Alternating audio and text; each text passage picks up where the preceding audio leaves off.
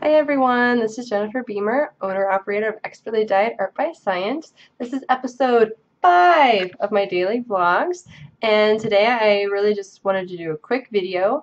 I want to update you guys on our experience here in Korea. So most of the time when people move to a new country, they experience culture shock.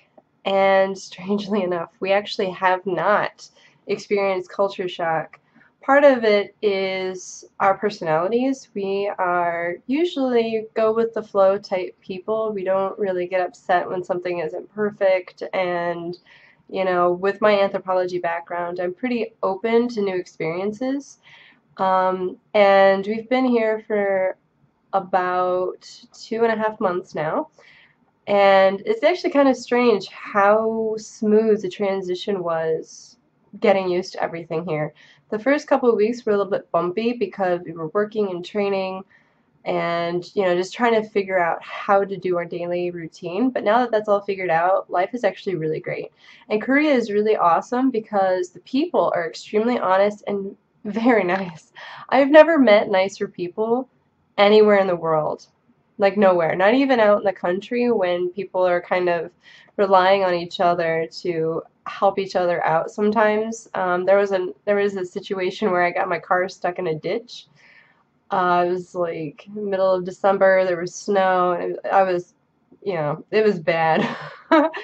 Anyway, but they kind of lend a hand. But the people here, it just you can't compare. They're always smiling and willing to help. Even if there is a language barrier, they definitely try their best to figure out how to help you. And if in the strange instance where we've had a couple of taxi drivers wave no to us, and it usually comes down to two things. Either they can't take us to where we need to go, but they don't know whether or not we know enough Korean to understand that, so they just say no.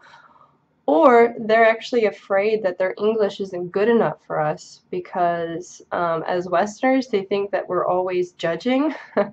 And even though personally we aren't, they don't know that. So sometimes a taxi driver has pulled up and then zoomed off again because they see us as foreigners and unable to communicate. So because of those two things, sometimes it seems like they don't really care about you, but it's probably not the case.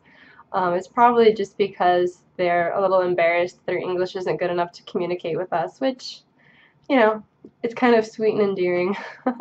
Anyway, so yeah, our experience here has been really great so far. And 2 months into it, still no culture shock, so I'm just wondering if it will actually happen.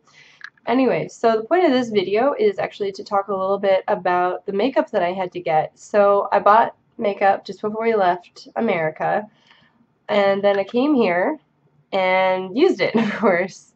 I wear makeup every day, and even though I don't need it, right? So I went to COEX on Saturday, which if you saw those videos, great. If not, go watch the videos now. I'll put a link below so you can go and check them out. We had a really good time. There's tons of department stores, and Koreans really, really, really love coffee.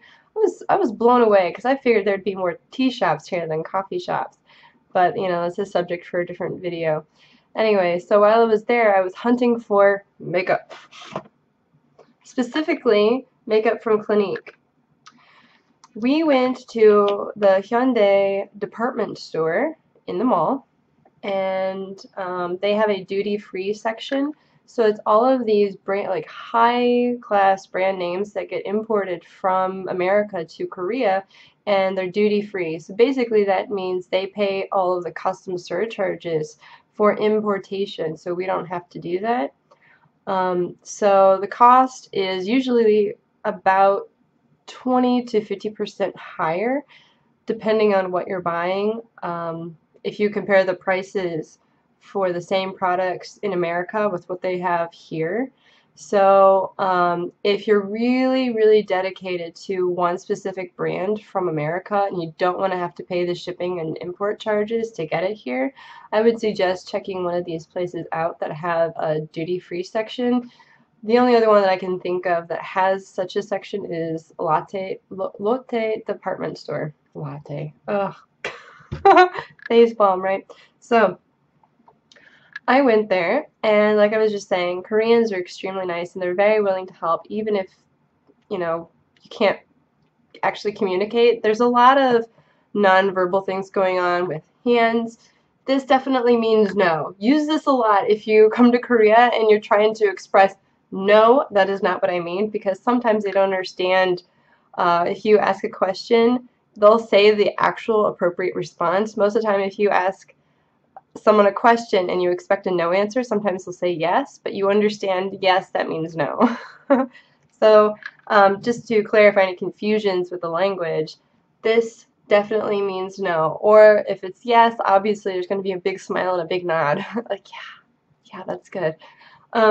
So we had a little bit of charades, and with the language skills my husband has, because he took a couple years of Korean, actually able to figure out how to get all this makeup.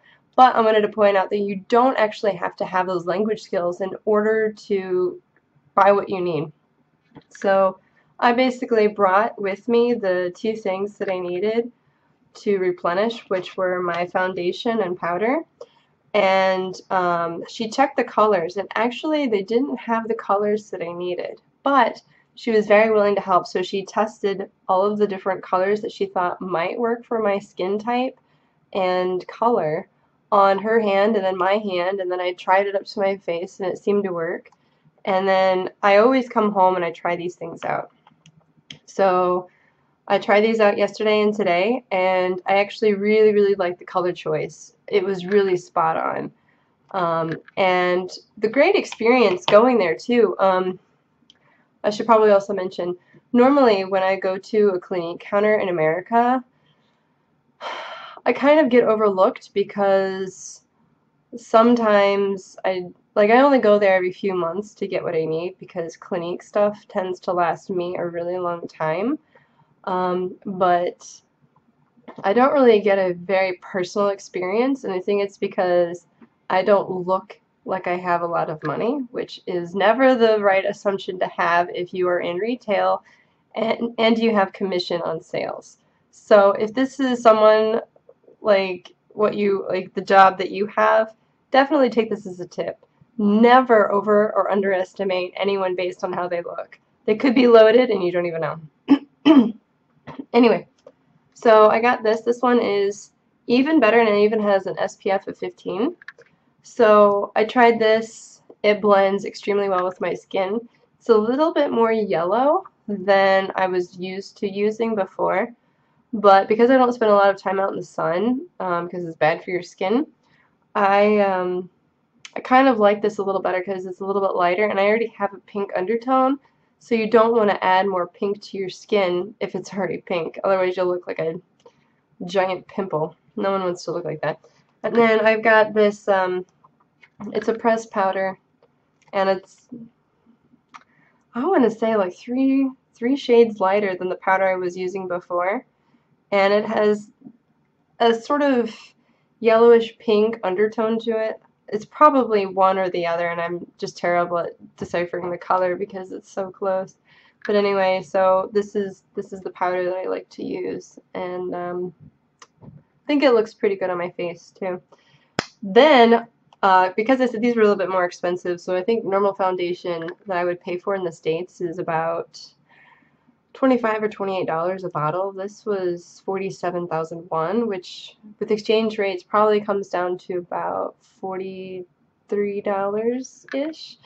So I don't remember how much this was, but I definitely remember how much this was. And so it was definitely pricey, but I needed it, and I'm not going to go through the hassle of getting it here because the shipping's going to be almost just as much anyway, and then I'll have to wait for it.